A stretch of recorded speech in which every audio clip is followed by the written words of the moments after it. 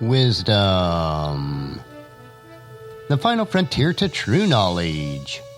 Welcome to Wisdom Trek, where our mission is to create a legacy of wisdom, to seek out discernment and insights, to boldly grow where few have chosen to grow before. Hello, my friend. I am Guthrie Chamberlain, your captain on our journey to increase wisdom and create a living legacy.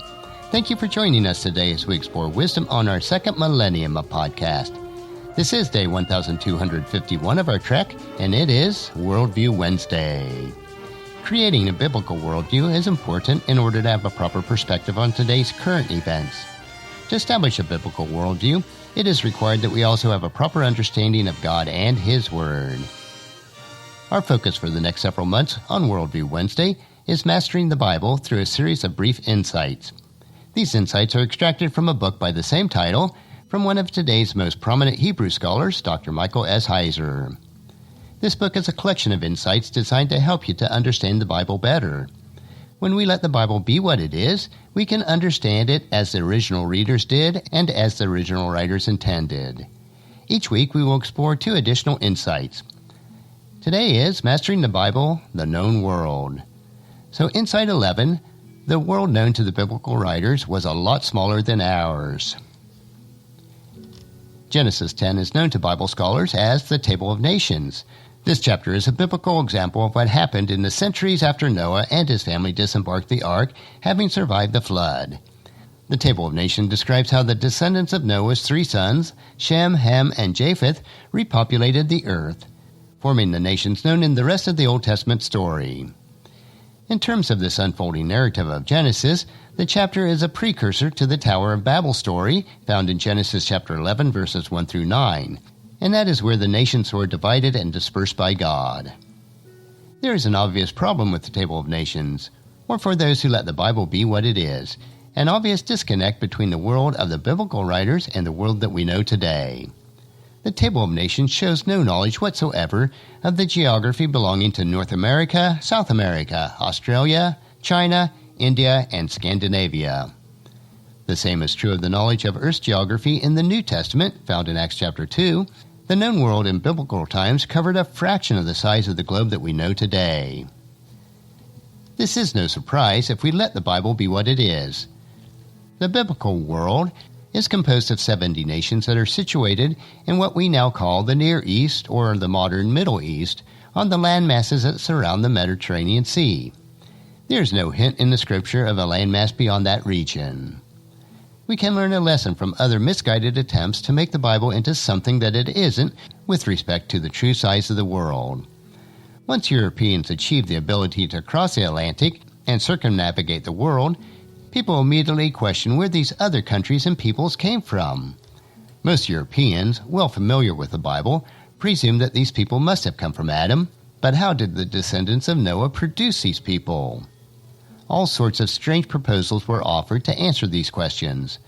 Those efforts, in turn, produced theories of race or cultures, including the theory that non-Europeans or non-white races came from subhumans or humans separated from and inferior to Adam.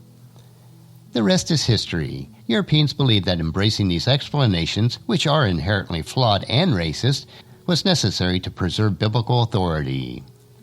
Despite the absence in the Table of Nations, the Bible had to speak to the discoveries of these new lands and peoples. These interpretive gymnastics institutionalize racial ideas that the Bible never endorses. And now let's move on to the next insight, insight number 12. Biblical writers believe that God made the world they knew, not the world that they didn't know. The biblical writers didn't know anything about a lot of things that we know today. That's especially true when it comes to areas like medicine, engineering, and science. Today, many Christians want to make the Bible a source of science due to the perceived threat of evolution. Other Bible believers try to force certain passages into teaching evolutionary theory. But the biblical writers had no concepts of these theories, which were formulated in the 19th century. Both approaches are flawed and don't allow the Bible to be what it is. The biblical authors were pre-modern and, therefore, pre-scientific in the modern sense. The Bible itself informs us of this in some transparent ways. For example, ancient Israelites believed the seat of the emotions and decision-making was the internal organs such as the heart, intestines, and kidneys, which were listed in several passages. We also use this language today metaphorically because we know that the emotions are brain-based. The biblical Hebrew doesn't even have a word for brain. Hebrews chapter 7 verses 4 through 10 mentions that the descendants of Levi existed in the loins of Abraham. We know from modern science that a person's full genetic results from conception, and therefore an insight into procreation that the authors of Hebrew would have had no concept. Biblical cosmology is also pre-scientific. For example, many interpreters see the Old Testament passage as a three-tiered universe: the heaven above, the earth beneath, and the waters under the earth. And this can be found in Exodus chapter 20 verse 4, Philippians chapter 2 verse 10, and Revelations chapter 5 verse 3. This perspective would have been common throughout the ancient Near East and Mediterranean. The biblical writers had no intention or ability to teach modern science in Genesis or in any other passage. They put forth ideas that transcends the facts of biology, chemistry, physics, and any other hard science. God created the world and everything in it. This assertion does not contradict science, though many scientists want to resist it. God, in His wisdom, gave us a truth proposition that surpasses scientific theories and debates. Let critics deride the Bible for not being what it wasn't intended to be. They will sound hopelessly foolish. And we can see this in 1 Corinthians chapter 3, verse 19. For the wisdom of the world is foolishness to God. As the Scripture says, He traps the wise in snares of their own cleverness. And that will conclude this week's lesson on another 2 insights from Dr. Heiser's book, Mastering the Bible. Next Worldview Wednesday, we will continue with 2 additional insights. I believe that you'll find each Worldview Wednesday an interesting topic to consider as we build our biblical worldview. Tomorrow we will continue with our 3-minute humor nugget that will provide you with a bit of cheer, which will help you to lighten up and live a rich and satisfying life. So encourage your friends and family to join us, and then come along with us tomorrow for another day of Wisdom Trek, Creating a Legacy. If you'd like to listen to any of the past 1,250 treks or read the Wisdom Journals, they are all available at wisdom-trek.com. And I encourage you to subscribe to Wisdom Trek on your favorite podcast player so that each day's trek will be downloaded to you automatically.